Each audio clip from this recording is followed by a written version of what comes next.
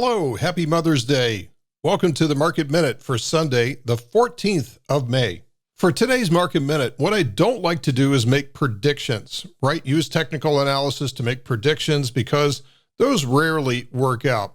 What we like to do in here is to look at the entire body of evidence and then use charting to understand what the price is trying to tell us.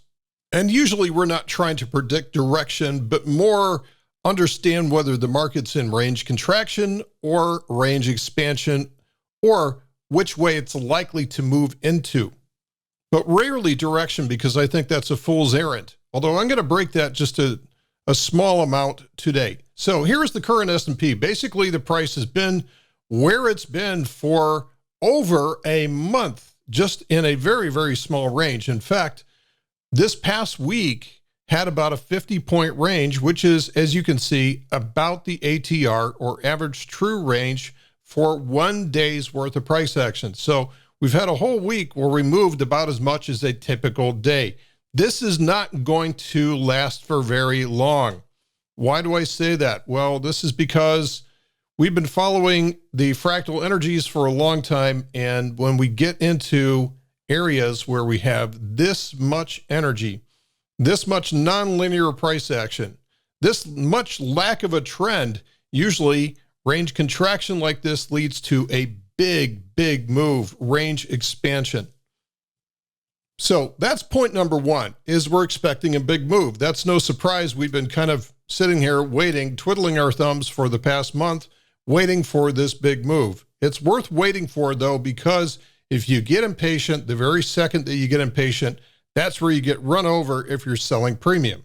So are we going to see a breakout to the upside? If so, it would be the first one that we've seen in a year and a half.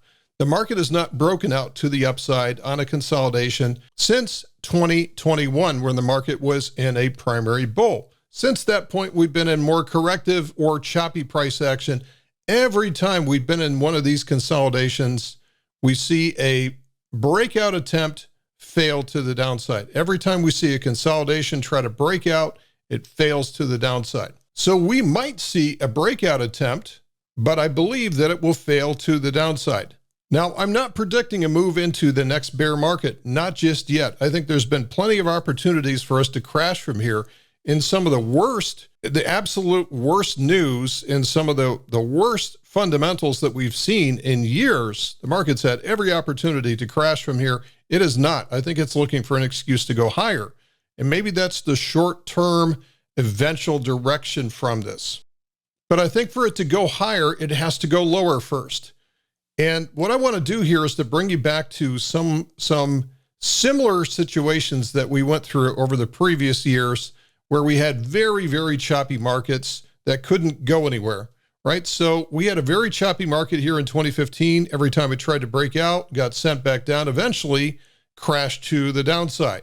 That ultimately led to another breakout, which crashed to the downside. So this is more of a horizontal bear market back here in 15 and 16. So from here, we finally rallied back up to the same highs, very similar to where we've been, around 4,200 on the S&P, and could not sustain any kind of a breakout. Every time we tried to break out, it got hauled back down until Brexit came along.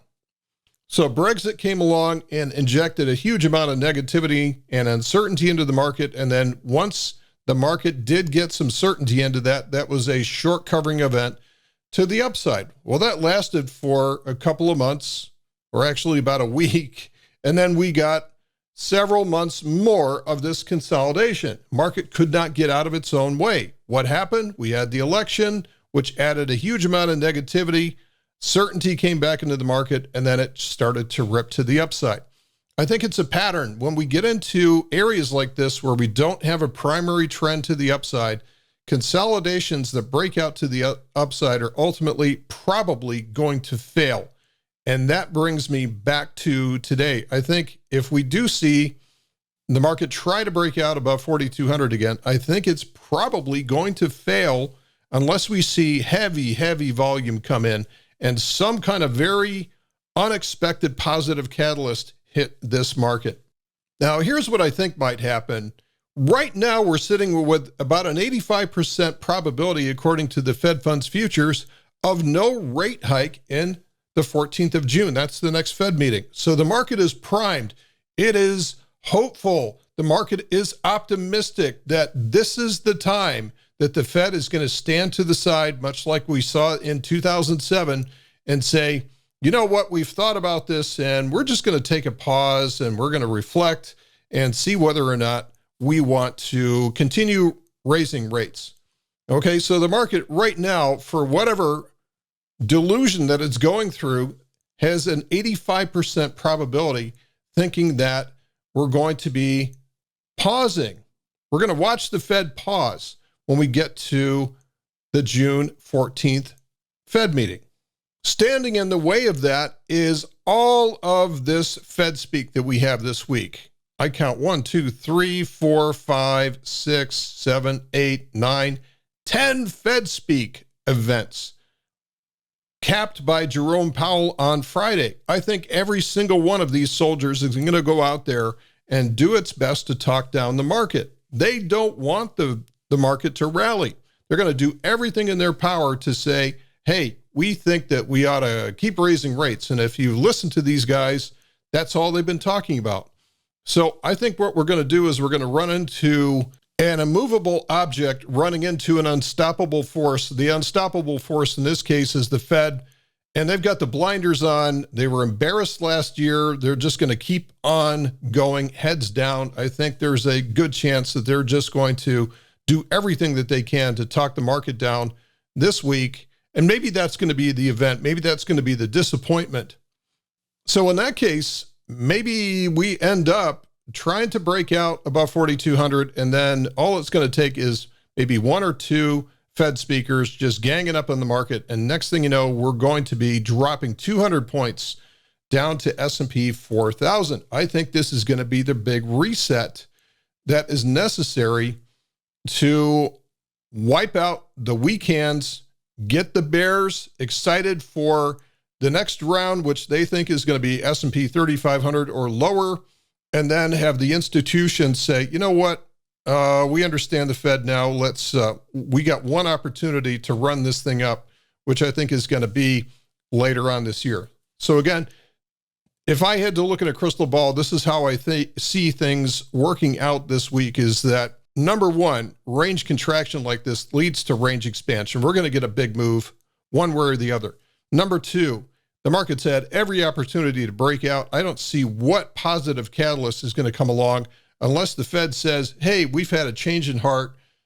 We're going to definitely pause in June. There's no way that's going to happen. In fact, I think it's going to be quite the opposite. And then I think the number three, the market's going to get bummed out by FedSpeak this week. And I think we're going to be heading lower to S&P 4,000. That is our major level of support that's going to wipe out all these gaps here. It's going to still leave some big ones, but I think in a choppy market, gaps become targets.